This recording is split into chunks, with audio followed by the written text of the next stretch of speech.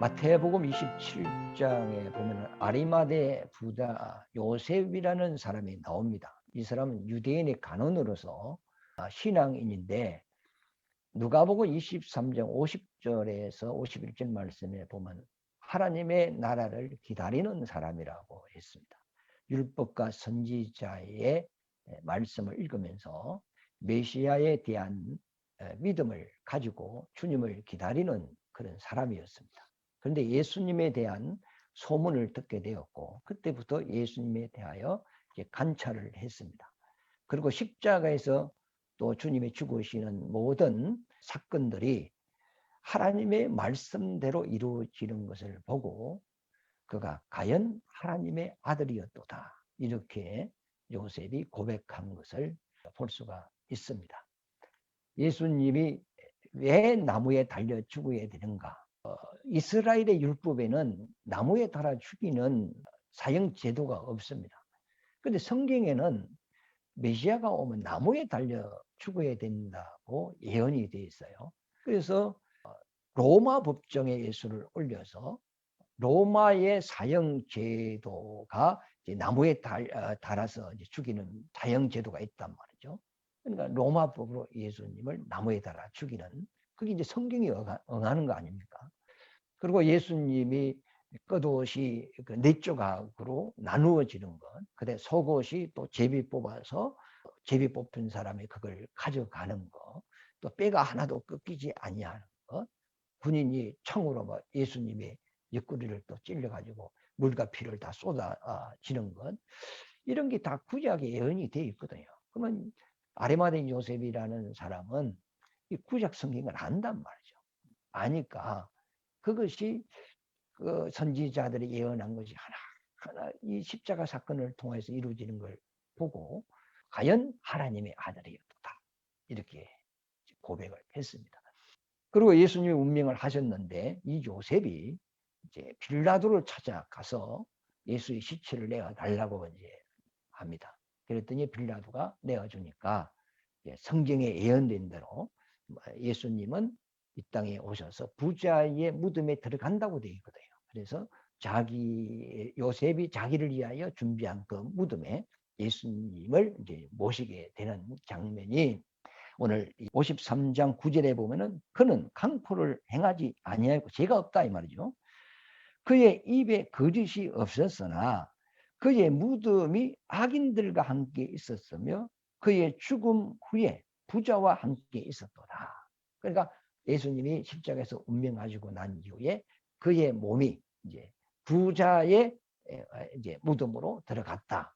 이 예언이 이렇게 되어 있는데 이것이 이제 마태복음 27장 50절부터 보면은 그 말씀이 이루어지는 장면을 이제 우리가 볼 수가 있습니다.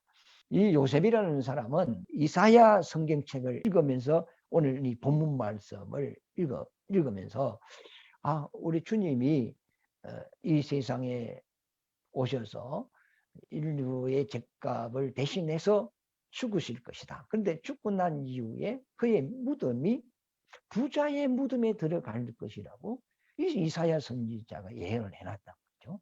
그런데 이 말씀을 읽을 때 요셉이 감동을 받은 것 같아요. 그러면 주님이 대속제물로 오셔서 오실 것인데 그분의 죽은 몸이 부자의 모실에 들어간다고 이렇게 기록되어 있는데 내가 그 일에 쓰임을 받아야 되겠다. 이런 생각을 가진 것 같아요. 물론 이제 자기 무덤을 이제 준비한 거죠. 이 무덤을 준비하면서 내 생전에 주님이 오시지 않는다면 내가 들어가 묻힐 수밖에 없는 것이고, 그러나 주님이 내 생전에 그분이 오신다면 내가 준비해 놓은 이 무덤에 내가 주님을 모셔야 되겠다 하는 그런 신앙의 마음을 가지고 이 무덤을 이제 준비를 한 것 같습니다. 이제 우리 공간복음에 쭉 보면은 주님의 예언의 말씀을 알고 준비한 자들이 있거든요. 누가복음 1장에 보면 마리아가 나옵니다. 그런데 마리아는 메시아간을 가지고 있는 여인이에요. 그런데 어느 날 가브리엘 천사장이 찾아왔어요. 찾아와서 하는 말이 너에게 잉태될 이는 지극히 높으신 하나님의 아들이다 그랬어요. 그 이름을 예수라 하라 그랬거든요. 그러면서 이 아이에게 다윗의 왕위를 줄 것이라 그랬어요. 이 마리아는 메시아가 다윗의 후손으로 온다는 것을 이미 알고 있어요. 그리고 여자의 후손으로 온다는 것도 이 마리아는 알고 있거든요. 천사장이 너 몸에서 태어날 일은 지극히 높으신 하나님의 아들이다. 그가 태어나면 그 이름을 예수라 하라 하면서 이 예수에게 다윗의 왕위를 물려줄 것이다 그랬어요. 그럴 때 이 마리아가 그 천사장에게 질문하기를 나는 사내를 알지 못하오니 어찌 이런 일이 있을 수 있나이까? 이 질문이 예사롭지 않다는 거죠. 왜? 마리아는 이 메시아는 여자의 후손으로 온다는 걸 알고 있단 말이에요. 그런데 나는 사내를 지금 알지 못하고 사내를 알지 못합니다. 그런데 어찌 아이를 뵐 수가 있습니까? 천사장이 사람으로는 불가능한데 하나님으로는 가능하다 그랬어요. 마리아가 하는 말이 나는 주의 계집종이오니 주의 말씀이 내게 이루어지리이다. 그러니까 마리아는 성경을 알고 있는 사람이에요. 메시아는 다윗의 자손으로 오고 여인의 후손으로 온다. 그 여인의 후손으로 오시는 예수님께 이 마리아는 쓰임을 받기를 원한 그런 생각이 있었어요. 그랬더니 하나님이 그 마리아의 믿음을 아시고 천사를 마리아에게 보낸 거거든요. 전혀 생각이 없는데 갑자기 천사가 나타나가지고 너에게 아이가 잉태될 것이다 하면 막 놀래버리는 거죠. 그걸 누가 받아들일 사람이 누가 있겠어요? 아무도 없죠. 그러나 하나님의 예언이 인류의 구원자가 다윗의 자손으로 오고 그런 여자의 후손으로 태어날 것이라는 것을 이미 마리아가 그 말씀을 알고 있기 때문에 천사가 이 말씀을 전할 때 나는 주의 계집종이오니 내게 이루어지리이다. 이렇게 이제 말을 한 거죠. 이 대화하는 장면을 보면 마리아의 그 메시아간에 대한 그 믿음을 우리가 알 수가 있단 말이에요. 그리고 이제 또 스가랴서 선지자가 예수님이 예루살렘으로 들어갈 때 낙의 새끼를 타고 들어간다는 예언이 있단 말이죠. 근데 그것을 또 아는 사람이 6월절만 되면 낙의 새끼를 포도나무에 매놓는단 말이에요. 그 하나님의 예언을 아는 사람이거든요.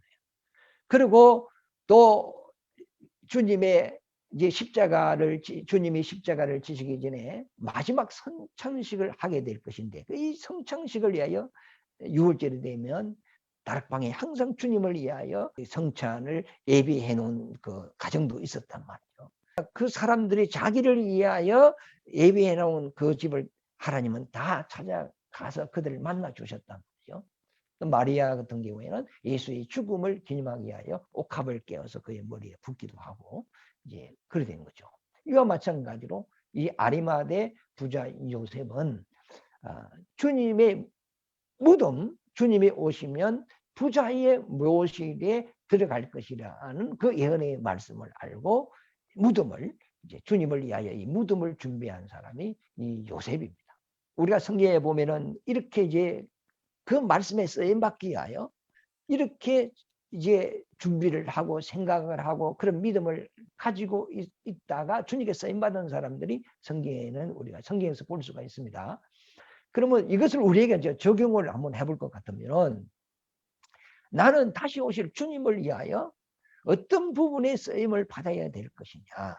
그러나 내가 사람을 설득하는 능력이 있다든지 또 사람과 사교성이 좋다든지 그 사람들을 전도하는 데 내가 쓰임 받을 수 있을 것이고 또 잘 가르치는 어떤 교사의 재능이 있다면 또 가르치는 그 일로 우리가 쓰임을 받을 것이고 또 봉사하는 그런 것을 즐거워한다면 봉사하는 부분에 섬기는 부분에 그 여러 가지 섬기는 종류가 많지만 나는 어떤 부분으로 내가 쓰임 받을 것이냐에 대해서 우리가 생각을 해봐야 될 것입니다. 어떤 사람은 이제 이제 물질이 있으면 물질로 또 하나님께 쓰임 받기도 하겠죠. 대부분 사람들이 하나님이 나한테 복을 주시면 내가 주님이 주시는 이 복을 가지고 주의 일에 쓰겠습니다. 입술로 고백은 잘합니다. 그런데 정직하게 자기 중심의 생각을 한번 읽어봐야 돼요. 과연 하나님이 내게 큰 돈을 주면 이걸 내가 주님을 위해 쓸 수 있을까? 입으로는 막 쓰겠습니다만 기도할 때는 막 하나님을 위해 사용하겠습니다. 이렇게 고백을 하지만 실질적으로 내게 큰 돈이 생겼다. 그러면 이걸 쓸 수 있느냐? 과연 그런 사람은 많지 않을 것이라고 생각해요. 막상 돈이 생기면 주님을 위해 쓰지 않는다. 이 돈 때문에 도리어 주님을 이제 멀리하면서 세상으로도 빠져버릴 수가 있습니다. 그러니까 우리가 아무리 그 듣기 좋은 기도를 한다 할지라도 하나님은 그 입술의 말을 듣는 게 아니고 그 마음의 중심을 하나님은 읽으신다고 그랬어요. 그래서 우리가 하나님께서는 얼마든지 우리에게 이 부자 요셉과 같이 큰 복을 주실 수가 있어요. 그러나 내 마음이 돈을 다스리고 관리할 준비가 안 돼 있는 상태에서 내게 큰 돈이 와버리면 이 돈이 나를 세상으로 끌고 가버리고 쾌락으로 끌고 가버리고 어떤 죄 짓는 곳으로 나를 끌고 가버린다. 그래서 이 돈을 사랑함이 일만하게 뿌리가 된다고 그랬거든요. 돈 많은 사람들이 오만 죄를 다 짓는 거거든요. 돈 없는 사람은 죄 지을 시간도 없어요. 먹고 살려면 일을 해야 되니까 나쁜 짓 할 시간이 없단 말이에요. 그러니까 지금 이 당시에도 부자들이 얼마나 많았겠어요. 그러나 그 부자들은 전부 다 자기 잘 먹고 잘 사는 것, 자기 행복을 위하여 모든 것을 사용했단 말이에요. 그러나 그 부자들 중에 이 부자 아리마대 부자 요셉이라고 부자라는 수식어를 붙였단 말이에요. 이 사람이 돈이 상당히 있고 권력이 있는 사람인데 이 사람은 이 하나님이 주시는 돈을 하나님을 위하여 쓸 수 있는 그 믿음이 있었어요. 그래서 주님을 위하여 무덤을 예배한 거 아닙니까? 그 당시에 무덤을 하나 이렇게 준비하려면 돈이 상당했습니다. 물론 산이나 애단지 산 계곡이나 들녘이나 이런 데 무덤을 만든다면 가격이 얼마 안 들어가겠죠. 그러나 예루살렘 그 근처에 무덤을 하나 준비하는 것은 서민들은 할 수 없고 권력 있는 사람, 큰 부자들만 이 무덤을 살 수가 있습니다. 그 율법에 보면은 이스라엘은 땅을 매매가 안 돼요. 왜 그러냐면 이 모든 땅은 하나님의 것이기 때문에 사고 팔 수 없어요. 그러나 집은 사고 팔 수 있고 무덤도 사고 팔 수가 있는 거거든요. 그런데 예루살렘 그 성이 있는데 그 예루살렘 성 동쪽 바로 맞은편이 감난산입니다. 그 예루살렘 이제 성의 문이 8개가 있어요. 8개가 있는데 어문이라고 있는데 이건 고기만 가지고 들어가는 문입니다.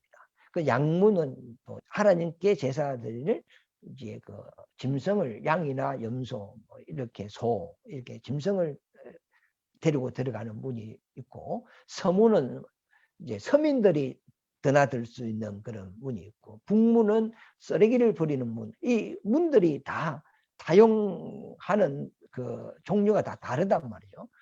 예, 이제 동쪽 문이 있는데 이 동쪽 문 바로 맞은편이 감난산입니다. 감난산인데 이 감난산에서 내려오면은 무덤들이 있어요. 공동묘지입니다. 그래서 선지순례에 갔을 때 가이드가 하는 말이 무덤을 자세히 보라는 거예요. 봤더니 무덤들이 어린아이 무덤같이 아주 짤막짤막해 작아요. 왜 그러는 줄 아십니까? 물어보대요. 우리는 잘 모르죠. 그래서 가이드가 하는 말이 다리를 접어서 묻었다는 거예요. 왜 그러냐면 무덤값이 너무 비싸기 때문에 땅을 적게 해야 될 거 아닙니까? 땅이 많은 것도 아니고 적은 그 이제 면적에 그에 묻힐 사람들이 엄청 많으니까 이제 무덤들을 짤막짤막 했다는 거예요. 그런데 왜 예루살렘 동쪽 문 앞에 감난산 그쪽에 공동묘지가 있단 말이죠. 왜 사람들이 그쪽에 묻히고자 큰 돈을 주면서 그 무덤을 사느냐 했을 때 에스겔서 44장의 1절부터 이제 읽어보면은 왕이 여호와 하나님께서 그 동쪽 문으로 들어와서 음식을 먹고 그 동쪽 문으로 나갔기 때문에 이 문을 닫아두라 그랬어요. 그러니까 주님이 이 동쪽 문으로 들어온 거예요. 와서 음식을 먹었다는 거예요.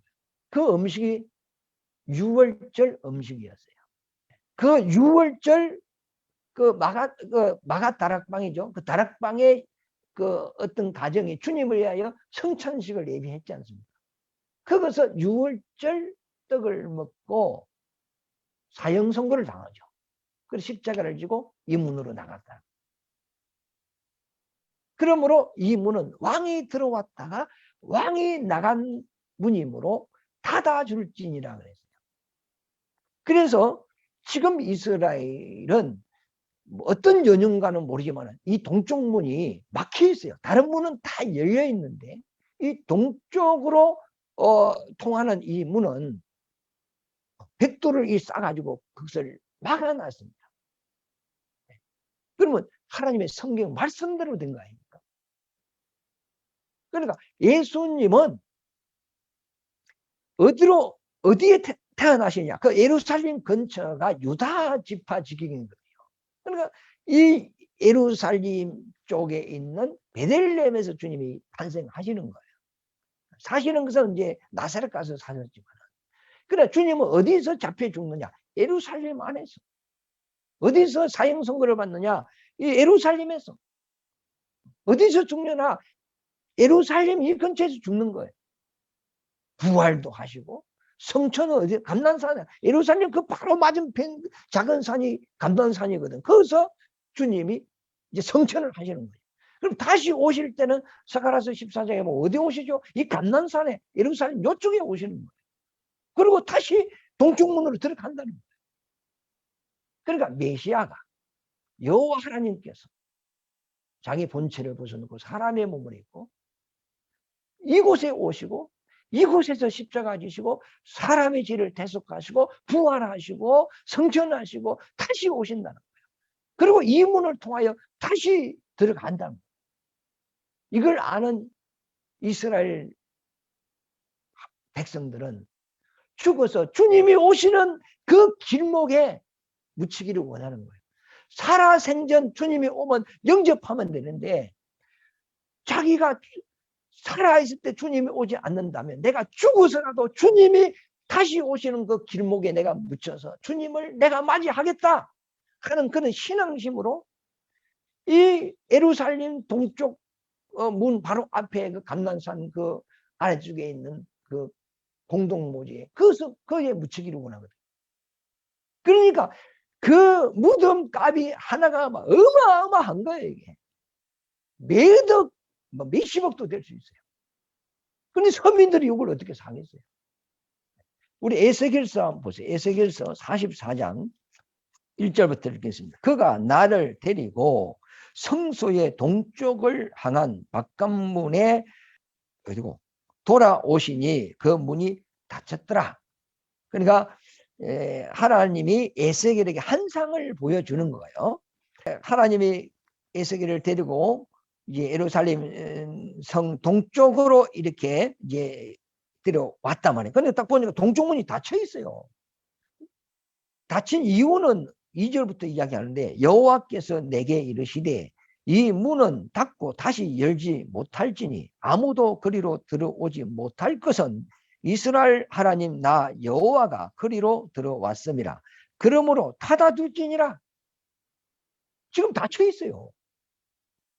다른 문은 다 열리는데 이게 닫혀 있어. 하나님 말씀대로 지금 되고 있거든요. 3절에 보면 왕은 왕인 까닭에 안길로 이 문 행간으로 들어와서 거기서 앉아서 나 여호와 앞에서 음식을 먹고 그 길로 나갈 것임이니라. 주님이 나귀 새끼 타고 들어왔잖아요. 그러면 거기서 성창식 하면서 이건 내 살이다 하면서 떡을 떼주고 이건 내 피다 하면서 잔을 이제 제자들에게 돌렸거든요. 그러니까 뭐 살을 찢어버리고 피 흘려버리면 사람이 죽는 거 아닙니까? 결국은 주님이 십자가를 지고 이 문으로 나와서 이제 골고다 언덕에서 죽으셨단 말이에요. 그러나 죽었다가 3일 만에 부활해서 지금 하늘에 가 계시지만은 마지막 오실 때에 감난산 동쪽 문, 그 예루살렘 동쪽 문 바로 맞은편 감난산에 임한다는 거예요. 바로. 그리고 들어온다는 거예요. 그러므로 내가 올 때까지 닫아주라. 이렇게 했는데 지금 이거 닫혀 있다. 그러니까 이스라엘 하나님은 그 예루살렘을 자기 백성을 위하여 예비했는데 이 예루살렘이라는 의미는 예루라는 말은 이래라는 이야기거든요. 준비했다. 살롬은 평강이라는 거예요. 뭘 준비했느냐? 우리를 위해 평강을 준비했다는 거예요. 그 평강이 누구죠? 예수님입니다. 그 예수님은 오셔서 우리 기회를 사시고 사망의 권세에서 우리를 구원하여 하나님 자녀 삼고 천국으로 인도하여서 하나님의 안식으로 살 수 있는 그 길을 우리에게 열어주시는 분이 예수님입니다. 그래서 예수님은 우리의 평강이시다. 이곳에 너희를 위하여 평강을 준비했다. 그러므로 이스라엘 백성들의 생활 중심은 예루살렘 성전 중심이거든요. 이 하나님을 신앙하는 그 백성들은 집을 짓더라도 창문을 예루살렘 쪽으로 이렇게 냅니다. 그래서 기도 시간이 되면 그쪽으로 바라보면서 기도하고 또 포로로 이제 잡혀갔을 때도 타국에 있으면서도 예루살렘 쪽을 향하여서 기도를 하고 그러니까 그들의 중심은 항상 예루살렘입니다. 그들의 마음에 예루살렘이 있는 거예요. 그 예루살렘에 누가 오시죠? 예수님이 오시니까 그 예수님을 항상 바라보는 것이 그들의 신앙생활이에요. 야곱도 그 애굽에서 이제 죽었을 때 요셉에게 말하기를 나를 이곳에 묻지 말고 하나님께서 약속한 가나안 땅에서 나를 묻어달라 이렇게 말하지 않습니까? 왜? 그곳에 주님이 오시니까 죽어서도 나는 그곳에 묻히고 싶다. 이런 신앙심에서 나오는 것 같아요. 요셉도 그 후손들에게 이후에 하나님이 이 애굽에서 너희를 가나안 땅으로 인도해 갈 때 내 해골을 가지고 나가달라 하면서 요원을 하지 않습니까? 이와 마찬가지로 우리도 이 세상에 비록 육체를 가지고 세상에 지금 살고 있지만 우리 마음은 항상 하나님께 가 있어야 돼요. 우리 마음도 하나님께 가 있고 천국에 가 있고 일을 할 때도 아침에 일어날 때도 항상 우리는 주님 중심으로 살아야 된다. 이게 신앙생활입니다. 교회 올 때만 주님 생각하고 이제 월요일부터는 전혀 주님이 내 생각도 내 마음에도 없다면 이거는 신앙인이 아니고 종교인이겠죠. 먹어도 입어도 마셔도 잠을 자도 일어나도 일을 해도 내가 이 세상에 어느 위치에 있든지 간에 내 중심에는 주님 생각으로 무엇을 해도 주님을 위하여 주님 중심으로 우리가 일을 하는 것이 주님과 하나 된 사람이라고 이렇게 생각합니다. 자, 마태복음 27장 57절. 처음 어렸을 때에 아리마대의 부자 요셉이라 하는 사람이 왔으니 그도 예수의 제자라 그랬어요. 예수 믿는 사람이죠. 요셉. 부자라는 수식어를 붙였어요. 빌라도에게 가서 예수의 시체를 달라 하니 이에 빌라도가 내주라 하거늘 요셉이 시체를 가져다가 깨끗한 세마포로 싸서 바위 속에 판 자기 새 무덤에 넣어두고 큰 돌을 굴려 무덤 문에 놓고 가니 거기 막달라 마리아와 다른 마리아가 무덤을 향하여 앉았더라 했어요. 그러니까 예수님의 이제 시체를 자기 그 무덤에 주님을 모신 거예요. 그래 이제 모셨는데 주님이 3일 만에 부활을 해버렸어요.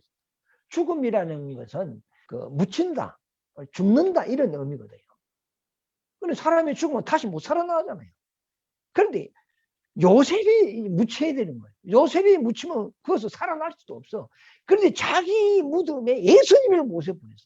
그랬더니 예수님이 죽음을 몰수해버리고 죽음을 없애버린 거예요. 사망을 물리쳐버린 거예요. 그러니까 요셉이 이거는 비유죠. 그러면 우리가 예수님을 영접했단 말이에요. 영접하니까 내 죽음이 몰수당해버리고 내 죽음이 없어져 버리고 내 사망이 나는 사망이 물러가 버린 거다. 물러가 버렸다. 그래서 나를 믿는 자는 죽어도 살고 살아서 믿는 자는 영원히 죽지 않는다. 예수님이 죽었다가 살아난 것 같이 우리도 나를 믿는 자는 죽어도 산다는 거예요. 살아서 믿는 자는 살아서 주님 만나는 사람은 그 죽음도 맛보지 않고 바로 들림 받는다. 요셉이 자기 무덤에 예수님 모셨지니 자기 죽음이 몰수당해버리고 자기 죽음이 없어져 버리고 사망이 물려가 버렸다. 이와 같이 우리가 예수를 모셨으니 우리는 죄와 상관없고 죽음과 상관없고 사망과 상관없는 사람이 되었고 이제는 우리는 죽어도 살아서 나오는 자가 됐단 말이에요. 무덤 문이 열려서 예수님이 걸어 나오는 같이 이제 죄와 사망의 법에서 생명과 성령의 법으로 예수님이 우리를 자유케 했다는 겁니다. 요셉이 하나님의 말씀을 읽으면서 주님은 부자의 무덤에 들어간다 이렇게 예언된 걸 알고 그 주님을 위하여 무덤을 준비하고 주님을 기다리는 자가 누구였냐? 아리마대 부자 요셉이었다. 이와 마찬가지로 우리도 이 요셉과 같이 내가 다시 오실 주님을 위하여 나도 뭔가 주님께 쓰임 받아야 되겠는데 주님의 은혜로 내가 구원을 받았으니 이제 요셉과 같은 쓰임을 받아야 되겠는데 요셉이 그 쓰임을 받고 성경에 이렇게 기록되는 것 같이 우리가 이 땅에서 주님을 위하여 주의 복음을 위하여 내가 어떤 방법으로도 쓰임을 받아야 하늘에 나의 행위록에 내가 주님을 위하여 일한 그것이 기록이 되지 않을까. 그 행위록을 가지고 주님이 상을 준다고 하는데 이 행위록에 내 기록이 없다면 당장 뭐 부끄러운 구호만 받겠죠. 오늘 우리가 아리마대 요셉을 생각해 보면서 이 부자는 얼마든지 육신적으로 잘 살 수 있는 그런 이치에 있었으나 그 부유, 하나님이 주신 그 부유로 주님을 위하여 무덤을 준비하고 주님을 위하여 쓰임받았다는 그 사실을 우리가 기억하고 우리도 이 요셉과 같이 쓰임받는 여러분들 되시고 또 여러분 자녀가 되시기를 바랍니다. 이것이 우리에게 복입니다.